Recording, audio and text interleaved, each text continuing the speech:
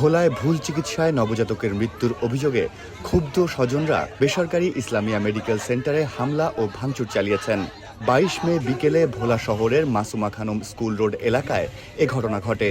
প্রায় 1 ঘন্টা অবরুদ্ধ থাকার পর পুলিশ গিয়ে পরিস্থিতি নিয়ন্ত্রণে আনে এবং হাসপাতালের ভেতরে আটকে পড়া ডাক্তার নার্সদের উদ্ধার করে। নিহত নবজাতকের পরিবার জানায়, সদর উপজেলার উত্তর দিঘলদি ইউনিয়নের রাড়িরহাট এলাকার বাসিন্দা পারভেজ হাওলাদারের স্ত্রী হোসনে আরা বেগম জ্বরে আক্রান্ত হয়ে 21 মে হাসপাতালে ভর্তি হন। পরিবারের অভিযোগ, রোগীর শারীরিক অবস্থা ভালো না থাকা সত্ত্বেও নির্ধারিত সময়ের 16 দিন আগেই 22 মে বিকেলে সিজারিয়ান অপারেশন করা হয়। হোসনে আরার খিঁচুনি হচ্ছিল, কিন্তু সেই সমস্যার চিকিৎসা না করে দ্রুত সিজার করানো হয়। অপারেশনের কিছুক্ষণ পর চিকিৎসক এসে পরিবারের সদস্যদের জানান নবজাতক মারা গেছে। এ সময় প্রসূতি মায়ের অবস্থাও সংকটাপন্ন বলে জানানো হয়। আমি মেডিকেল ভর্তি আছি, আমার বোন বুঝছেন, মেডিকেল একটা গুজব ছড়াইছে, আগুন লাগছে, সব মানুষ মিশছে না।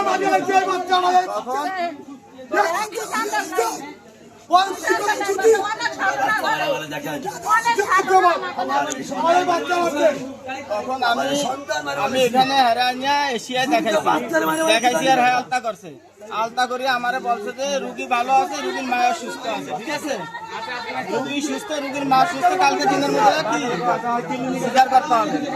আমাদের রুগীর সিজার হয়েছে আজকে, সিজারের পর আমার বাচ্চা ভালো বাচ্চা কেন মারবে? পরে পুলিশ এসে পরিস্থিতি নিয়ন্ত্রণে আনে। পুলিশ হাসপাতালের মূল গেটের তালা ভেঙে ভেতরে প্রবেশ করে এবং বিভিন্ন আলামত সংগ্রহ করে। তবে হাসপাতাল কর্তৃপক্ষ ভুল চিকিৎসার অভিযোগ অস্বীকার করেছে। হাসপাতালের ম্যানেজার বিল্লাল হোসেন বলেন, সিজারের আগেই ডাক্তার রোগীর পরিবারকে বলেছেন রোগীর অবস্থা খারাপ, আপনারা সিদ্ধান্ত নিলে সিজার করব। পরে তাদের সিদ্ধান্ত অনুযায়ী অপারেশন করা হয়। প্রসবের পর নবজাতকের অবস্থা খারাপ দেখে ভোলা হাসপাতালে পাঠানো হয়, সেখানে শিশুটি মারা যায়। ভোলা সদর থানার ওসি মোহাম্মদ মনিরুল ইসলাম জানিয়েছেন, ঘটনাটি তদন্ত করে প্রয়োজনীয় আইনগত ব্যবস্থা নেওয়া হবে।